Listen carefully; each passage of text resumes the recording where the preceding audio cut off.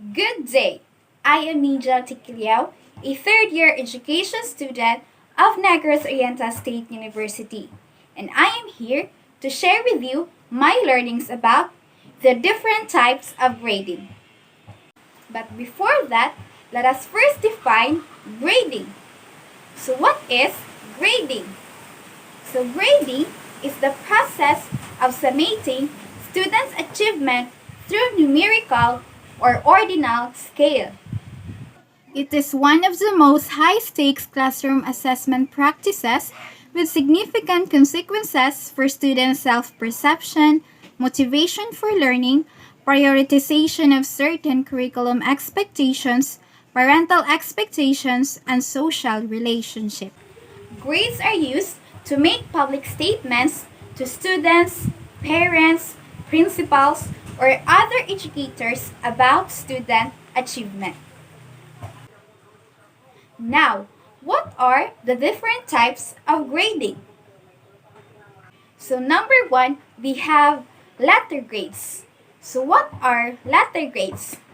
So letter grades use a series of letters, often A, B, C, D, E, or F, or letters with pluses and minuses as an ordered category scale. These letters are symbols that represent a range of grades. The advantage of letter grade is that it is readily understandable by students and parents because each letters correspond to a grade.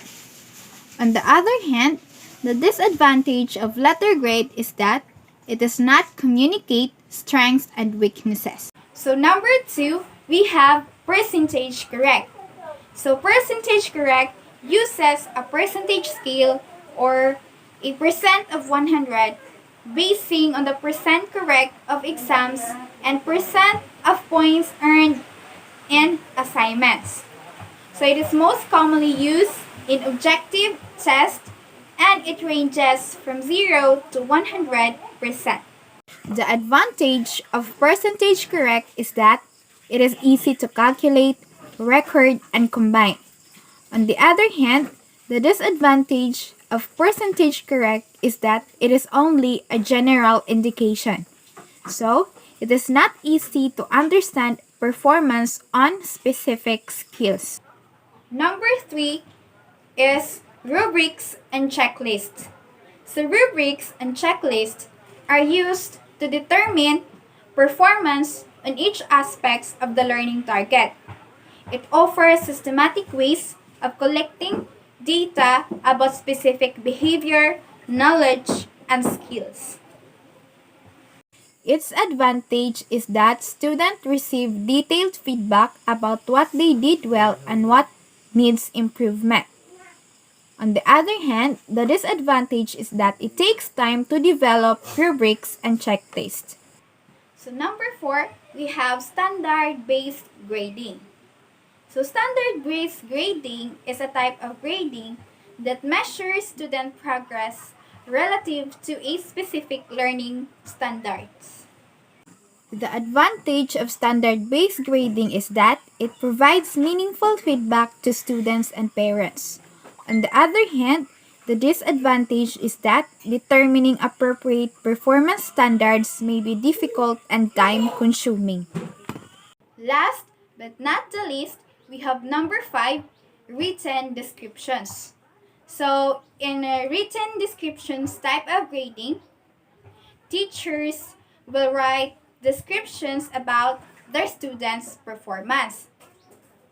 Also, written descriptions can also be used in addition to numerical grades.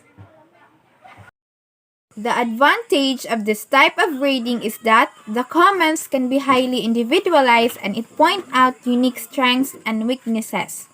On the other hand, the disadvantage is that descriptions are difficult to translate into grade for report cards.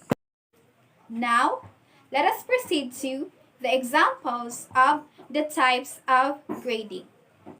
Number 1, we have letter grades. So this is an example of letter grades. So as we can see, Every letters correspond to a range of numerical grades. Number 2, we have percentage correct. So this is an example of a percentage correct. So as we can see, the number of the correct answer is divided into the total number of questions. The quotient of this will be multiplied by 100 in order to get the percentage. So 0.70 times 100 will be 70%. Thus, the grade of the student taking the test will be 70%. We have rubrics and checklists. So this is an example of a rubrics or a checklist. We have the two types of rubrics. We have the analytic rubrics for formative assessment and holistic rubric for summative assessment. Next is standard-based grading. So this is an example of a standard-based grading. As we can see, every scale or every number have a specific level of mastery. Lastly, we have written description. So this is an example of a written. As we can see, the teacher wrote in the report card his observation of the students. It is handwritten and it is most common on elementary report cards. So that would be all for my learnings about the different types of grading. Hope you've learned something and thank you for watching.